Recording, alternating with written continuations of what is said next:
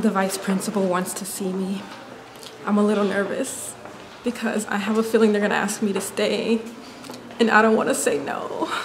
I just got out of a meeting with my vice principal and he asked me to please stay, and I feel so bad, like my heart hurts.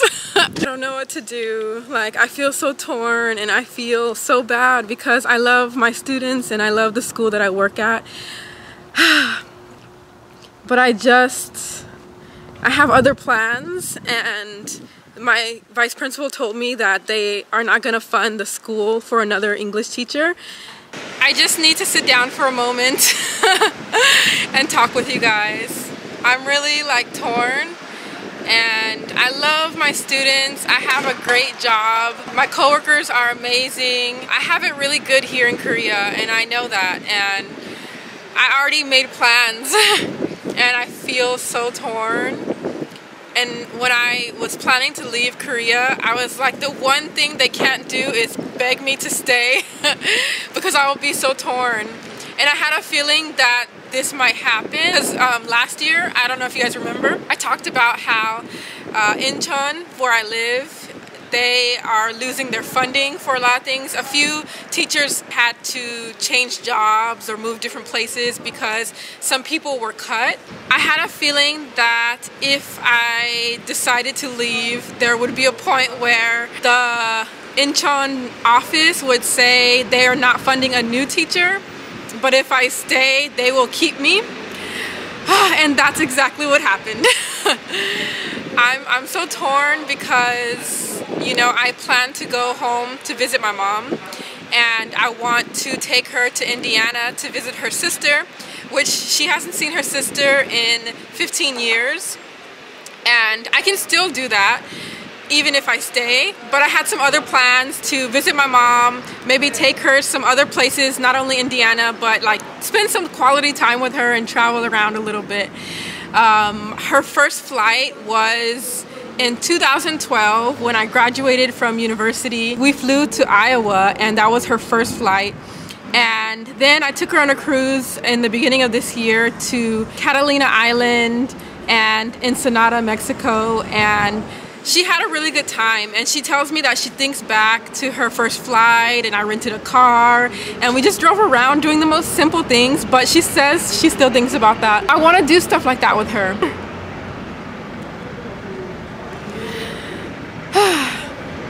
I also had other plans to go to another country, just kind of do YouTube full-time, and well, technically I do both teaching and YouTube full-time, but I was gonna just focus on my YouTube channel and my other stuff that I'm doing with my website. But I feel very torn now because I love my students and I really want to see them grow, and to know that they're not gonna have a teacher to teach them English and the school is not gonna have funding. It just tears my heart. So I'm really torn, and this is a really big time for me to make a decision. So I told him that I would think about it, and he told me thank you so much. Like, just the fact that I told him I would think about it made him so happy. I asked him for a time limit, and he told me to tell him before Chuseok at the end of this month, so I have a little bit of time to decide. I also told him that I was planning on raising money for the school. When I first started at this school, I had this idea to start a fundraiser, and I asked him today what they need funding for, and he said things like orchestra, art, and they actually want to go to the US and play. My students are very good with music.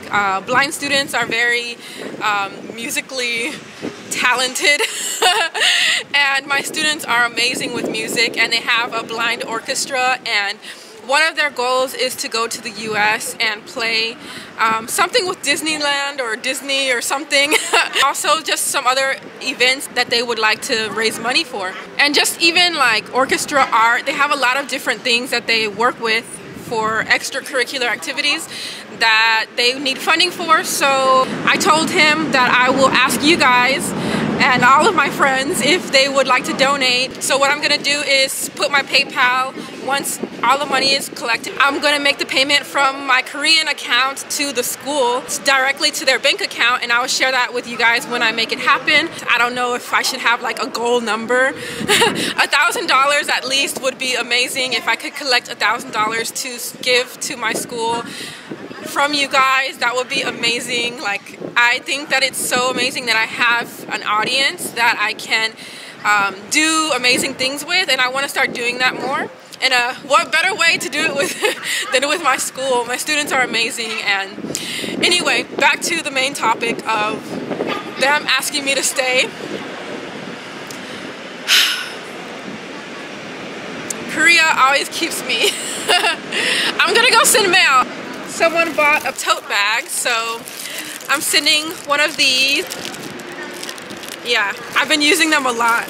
If you guys want to make a donation to my school, just write "School for the Blind" donation in the information box. Any donations that I will receive will go to the school. There are a few other things that I forgot to mention, one of which is that he mentioned my students really like me, and that's a really good thing. And so that's one of the other reasons that he wants me to stay, not only because they have funding, but also because the students like me, and he said that I'm a really good teacher, and they see that. Yeah, they're pretty much just trying to find a way to keep me. They said I can go home, you know, in November and visit my mom.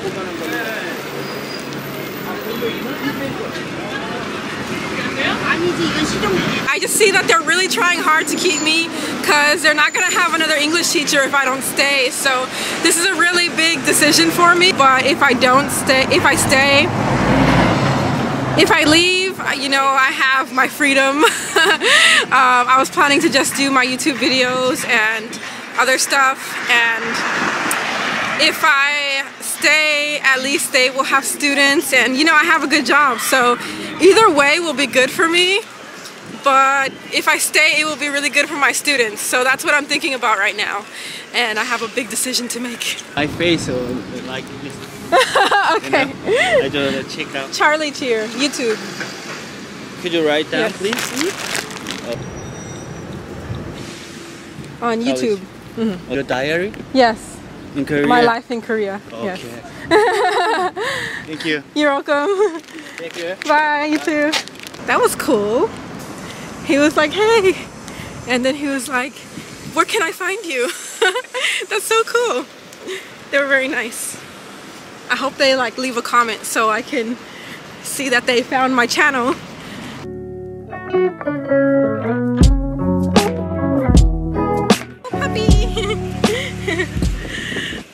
Sorry, I get so distracted by puppies.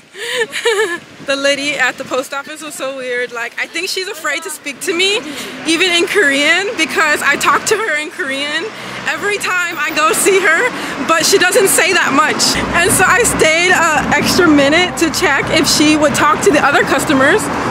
It took her a while to talk, so I don't know if she just tries to avoid speaking much, but it took her a while to talk, but finally when she spoke to them, she spoke in complete sentences. So maybe I don't know, I speak in Korean to her, so she knows I speak Korean, but she doesn't really speak to me. She knows that I get like regular mail. There's really not much to say, but usually you will say hi or something like that. But she just takes my package, weighs it, and then puts it up and gives me my change. She actually points to how much it costs instead of telling me how much it is. She points to it, and yeah, it's just really funny because I mean, it's cute when people don't know you and they like point to the calculator or they point to the machine to show you how much it is. She sees me all the time because I send mail like every week, and she knows that I speak Korean to her, but she doesn't speak it back to me, so it's kind of funny. Yeah. Another interesting thing is she had a gun. I never, like, it was on her waist. I've never seen a post office worker with a gun. Have you guys? If you have, comment. I'm curious as to like how many post offices actually carry guns, like people who handle the mail. I've never seen that before, but maybe I just haven't noticed it. So comment below if you guys have ever seen a post office worker with a gun, because I have never seen that before.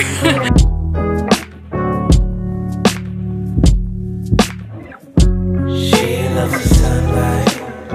I just put my smoothies in 2 jars and I'm going to put the lids on. I just use like salsa jars and tomato sauce jars that I have reused. And it's very convenient and practical. Just take it to work like that. I haven't been really having a big appetite. I need to do another what I eat in a day video. I've been eating very light and kind of like intuitive eating. When I'm hungry, I eat. I stop when I'm full, and pretty much this way feels best.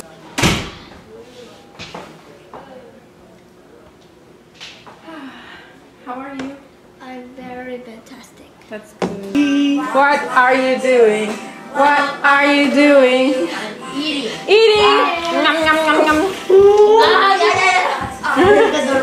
Simon says, touch your head. Touch your head. Stand up. Touch your head. Henry out. And out. Simon says, dance. Dance, dance, dance.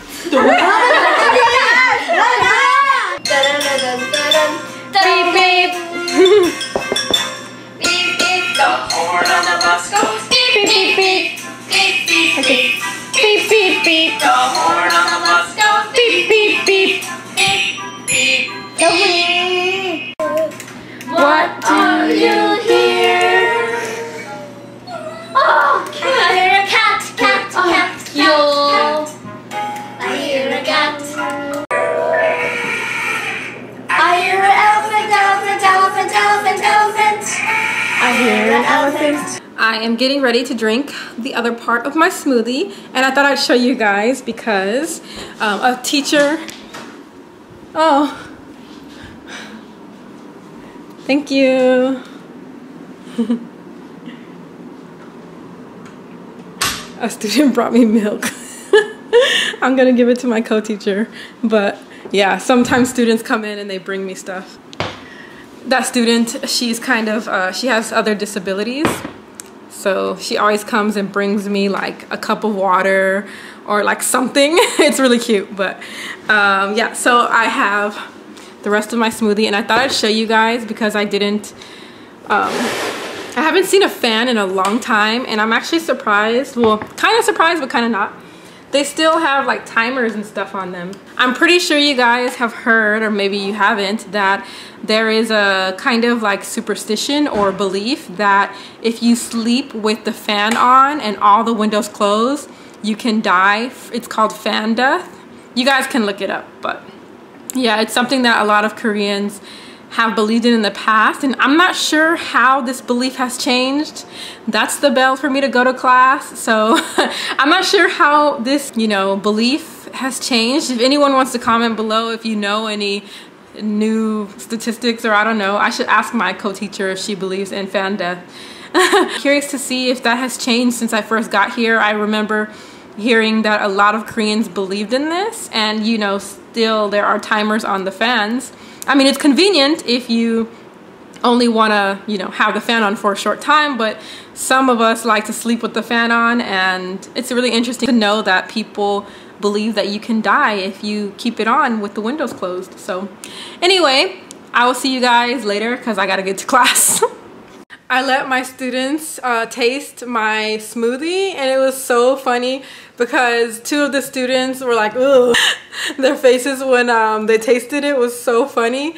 One of them was like, oh, it's nasty. It doesn't taste as sweet and delicious. But one student tried it and she really liked it, but it was really funny. Before they tasted it, I had them guess the ingredients just by looking at it. Some of them can see, and smelling it, and I told them it was green. So it was really funny. They said like cucumber, kiwi, and they were saying like all these random things, and even things that you wouldn't really think go in a smoothie. Like, people don't usually put broccoli in a smoothie, but that's one of the things that they guessed.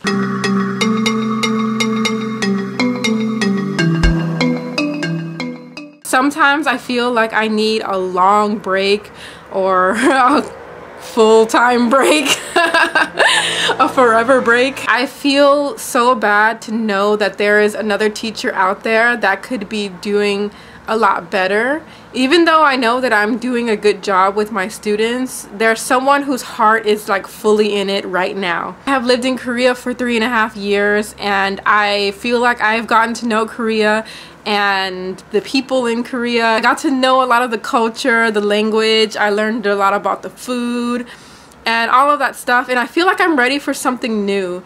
And I get really antsy when I get too settled and too comfortable. I'm just ready for something new. I don't know if any of you guys can understand what I'm talking about, but I'm pretty much just tired of being in the same place. I feel like I have seen enough of Korea and I'm ready to just do something different. And it's not just like, oh, I need a 2-week vacation and then I'm good. I had a long vacation and I'm still not good. I have days of happiness and where I'm like, oh, I really enjoy where I am. But then I have days where I know that I can be doing something where my heart is fully in it. And that's what I'm really torn by. I know I'm in a good situation, but the situation that I'm in is not where I really want to be right now. And that's where my heart is torn. But you know, the thing about Korea is that once you leave, you get pulled back. And once you're back, you want to leave. It's like this love-hate relationship that many people have in Korea. It's really crazy. I know if any of you watching and are in Korea, you know what I'm talking about. Many people you'll find leave and then they end up coming back. It's like you can't win. I left for a little bit over a year and I ended up coming back. And I know that when I leave, I'm gonna still think about Korea. Maybe it's that whole the grass is always greener on the other side thing where you're gone and you want to be there and then you're there and you want to be the other place. It's really a difficult situation right now because my school is depending on me to stay forever pretty much until the city stops funding me. And it sounds bad to say because I know I'm in a good situation, but I'm really not happy. And it's like I'm thinking about that Britney Spears song, Lucky. It's like she has everything that everyone wants, but she's lonely. And I'm not lonely. It's just I'm not where I want to be. And that can be a lonely feeling sometimes. What to do, what to do. I keep coming back. It's starting to get darker, but I know exactly, I'm editing. I know exactly why I'm not happy, and the reason why is because it's something that I'm thinking about. Like, I don't want to do this anymore. And I think it's like a part of my personality, and some who might have a similar personality as me. I know everyone deserves their freedom to roam the earth and do all of these things, but I think I have that personality where I can't be bound to time and rules and all of that stuff. And anyone who has ever tried to meet up with me knows that. Rachel, if you're watching, you know.